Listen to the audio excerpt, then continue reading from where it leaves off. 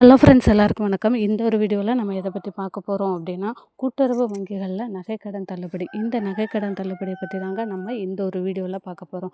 கூட்டுறவு வங்கிகளில் எத்தனை சவரன் வரையிலான நகைக்கடன் தள்ளுபடி ஆக போகுது, யார் யாருக்கெல்லாம் முக்கியமாக ஆக போகுது, எந்த மாதிரியான ரேஷன் அட்டை வைத்திருப்பவர்களுக்கு இந்த கூட்டுறவு வங்கி கடன் வந்து அறிவிக்க போகிறாங்க, கூட்டுறவு வங்கிகளில் என்ன மாதிரியான கடன்கள் எல்லாமே தள்ளுபடி ஆகிறதுக்கான வாய்ப்புகள் வந்து இருக்குது, நகைக்கடன் வந்து எத்தனை சவரன் தள்ளுபடி ஆக போகுது, விவசாய கடன் மற்றும் வந்து பார்த்திங்க அப்படின்னா மகளிர் சுய உதவி குழுக்களுடைய கடன், இந்த மாதிரியான என்னென்ன கடன்கள் வந்து எப்போ தள்ளுபடி ஆக போகுது, இதற்கான அறிவிப்புகள் வந்து எப்போ வெளியாகும் அப்படின்ற எல்லா விவரங்களையுமே நம்ம ஒன் பை ஒன்னாக இந்த ஒரு வீடியோவில் பார்க்கலாம். வீடியோவை ஸ்கிப் பண்ணாமல் கடைசி வரை முழுமையாக பாருங்கள். அதற்கு முன்னாடி நம்மளுடைய சேனலை நீங்கள் ஃபர்ஸ்ட் டைம் பார்க்குறீங்க அப்படின்னா மறக்காமல் ஒரு சப்ஸ்கிரைப் பண்ணிட்டு பாருங்கள். அப்படின்னா தான் இந்த நகைக்கடன் தள்ளுபடி சம்மந்தமான ரெகுலரான ஒரு அப்டேட் உங்களுக்கு உடனுக்குடன் நோட்டிஃபிகேஷனாக உங்களுடைய மொபைலுக்கு வரும். மறக்காமல் இந்த ஒரு வீடியோவை லைக் பண்ணிடுங்க நண்பர்களே. இப்போ வாங்க நம்ம வீடியோக்குள்ளே போகலாம்.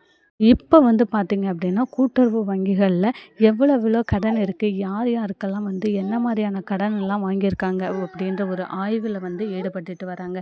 அதாவது நகைக்கடன் வந்து எவ்வளவு, அதற்கப்புறம் மகளிர் சுய உதவி குழுக்களுடைய கடன்கள் வந்து எவ்வளவு, விவசாய கடன்கள் வந்து எவ்வளவு அப்படின்ற மாதிரியான எல்லா கடன்களையுமே வந்து ஆய்வு பண்ணிட்டு வராங்க.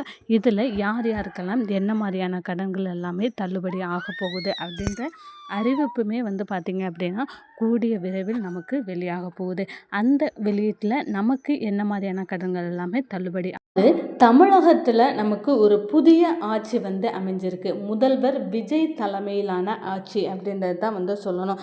இந்த முதல்வர் விஜய் தலைமையிலான ஆட்சி வந்து பார்த்திங்க அப்படின்னா முழுக்க முழுக்க பெண்களை முன்னேற்றக்கூடிய அளவில் பெண்களுக்கு முக்கியத்துவம் கொடுத்துட்டு வர்றாங்க அப்படின்றத சொல்லுவோம். சிங்கப்பெண் அதிரடிப்படையாக இருக்கட்டும், மகளிர் உரிமை தொகை வந்து 2500 ரூபாய், எல்லோருமே வந்து 2000 ரூபாய் அறிவித்தாங்க. ஆனால் தவேக அரசாங்கம் வந்து பார்த்திங்க அப்படின்னா 2500 ரூபாய் அறிவித்தாங்க. இந்த மாதிரியான பல்வேறு விஷயங்கள் சொல்லலாம். மகளிர் சுய உதவி குழுக்கள் மூலமாக நிறைய ஹெல்ப் பண்ணிட்டு வராங்க. கிட்டத்தட்ட 5 லட்சம் வரை உங்களுக்கு பிணை இல்லாமல், உங்களுக்கு எந்தவித ஆவணமும் இல்லாமல் வந்து 5 லட்சம் வரையிலான கடனுதவி கண்டிப்பாக பெண்களை முன்னேற்றக்கூடிய, பெண்கள் சுய தொழில் தொடங்குவதற்கான திட்டங்கள்னு நிறைய விஷயங்கள் பெண்களுக்கு முக்கியத்துவம் கொடுத்துட்டு வராங்க.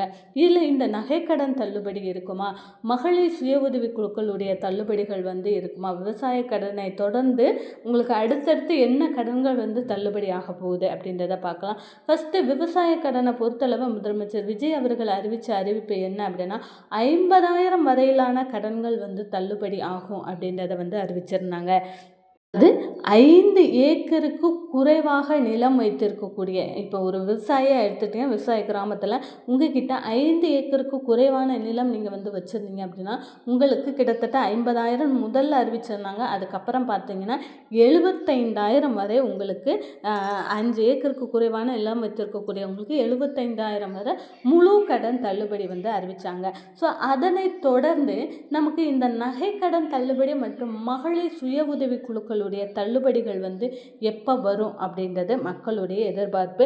இதில் வந்து நம்ம வந்து நகைக்கடன் தள்ளுபடியை பொறுத்தளவில் கூட்டுறவு வங்கிகளில் நீங்கள் வச்சுருக்கணும் அப்படின்னு ஏற்கனவே வந்து இதற்கு முந்தைய அரசாங்கம் வந்து கூட்டுறவு வங்கிகளில் வச்சுருக்கக்கூடிய நகைக்கடனை தான் வந்து தள்ளுபடி பண்ணாங்க. எத்தனை சவரன் வந்து பண்ணாங்கன்னா 5 சவரன் வரை வந்து கூட்டுறவு வங்கிகளில் நகைக்கடன் வச்சுருக்கிறவங்களுக்கு பண்ணாங்க. இப்போ வந்து 2021ஐயும் 2026ஐயும் நம்ம வந்து கம்பேர் பண்ணி பார்க்கும்போது நகை விலை அப்படின்றது 2 மடங்கு. 2021 50,000 இருந்ததுன்னா இப்போ 1,00,000 ரூபாய் வந்து இருக்குது. அப்போ எவ்வளோ பேர், இப்போ 2021 நகைக்கடன் வந்து கூட்டுறவு வங்கிகளில் பண்ணும்போது வந்து ரொம்ப குறைவான மக்கள் தான் வந்து இந்த கூட்டுறவு வங்கிகளில் வந்து நகைக்கடன் வந்து வச்சு வாங்கிட்டு இருந்தாங்க. ஆனால் எப்போ வந்து இந்த நகைக்கடன் தள்ளுபடி கூட்டுறவு வங்கிகளில் உங்களுக்கு பண்ணாங்களோ அதிலிருந்து எக்கச்சக்கமான மக்கள், முக்கியமாக வந்து பார்த்திங்கன்னா கிராமப்புறத்தில் ஆகட்டும் நகரப்புறத்தில் ஆகட்டும், ஒரு குடும்பத்தில் ஒருத்தராவது வந்து பார்த்திங்க அப்படின்னா இந்த கூட்டுறவு வங்கிகளில் நகையை வந்து வச்சுருக்காங்க.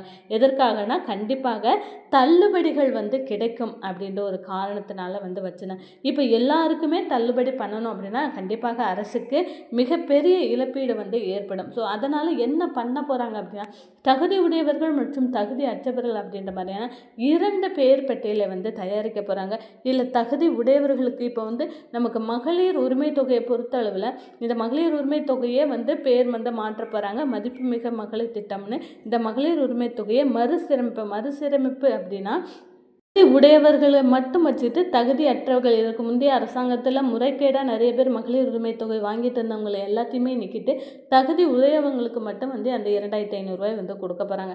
அதே போல் தான் இந்த நகை கடன் தள்ளுபடியும். மகளிர் சுய உதவி குழுக்களை பொறுத்தளவில் அரசாங்க மகளிர் சுய உதவி குழுக்கள் நிறையா இருக்குது.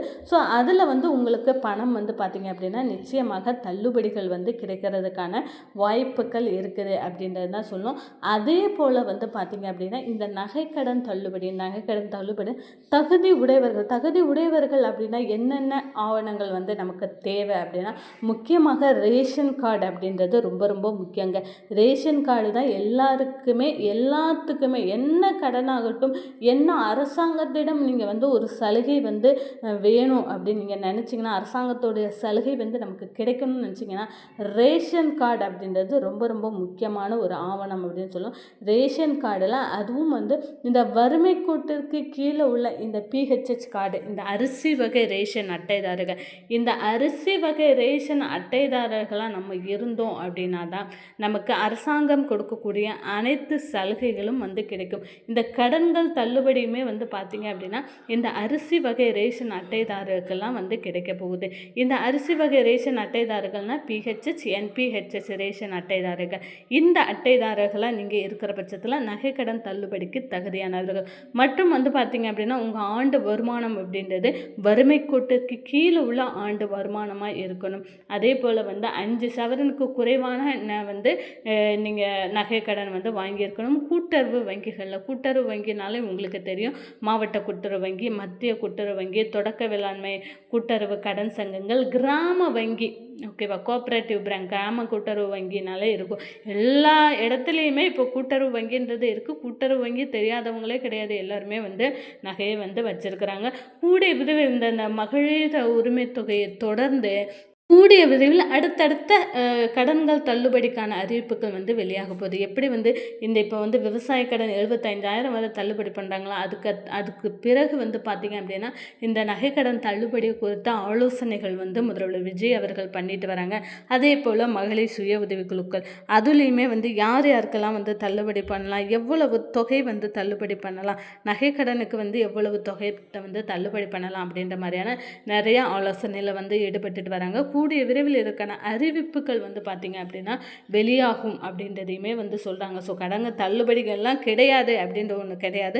கண்டிப்பாக முதல்வர் விஜய் அவர்கள் வந்து எல்லா விஷயங்கள்லையும் வந்து எல்லா தரப்புலையும் வந்து ஆலோசனை பண்ணிட்டு வராங்க. மக்களுக்கு எது உதவிகரமாக இருக்கும் அப்படின்றத வந்து ஆலோசனை பண்ணிட்டு வராங்க. கூடிய விரைவில் இதற்கான அறிவிப்புகளுமே வந்து பார்த்திங்க அப்படின்னா வெளியாக போகுது. ஸோ இந்த மாதிரியான புதிய அரசாங்கம் அறிவிக்கக்கூடிய புதிய அறிவிப்புகளை பற்றி உடனுக்குடன் நீங்கள் தெரிஞ்சுக்கணும்னு நினச்சிங்கன்னா மறக்காமல் நம்மளுடைய இந்த ஹரித் அஃபிஷியல் சேனலை ஒரு சப்ஸ்கிரைப் பண்ணுங்கள். இந்த ஒரு வீடியோவை மறக்காமல் லைக் பண்ணிடுங்க. தேங்க்யூ.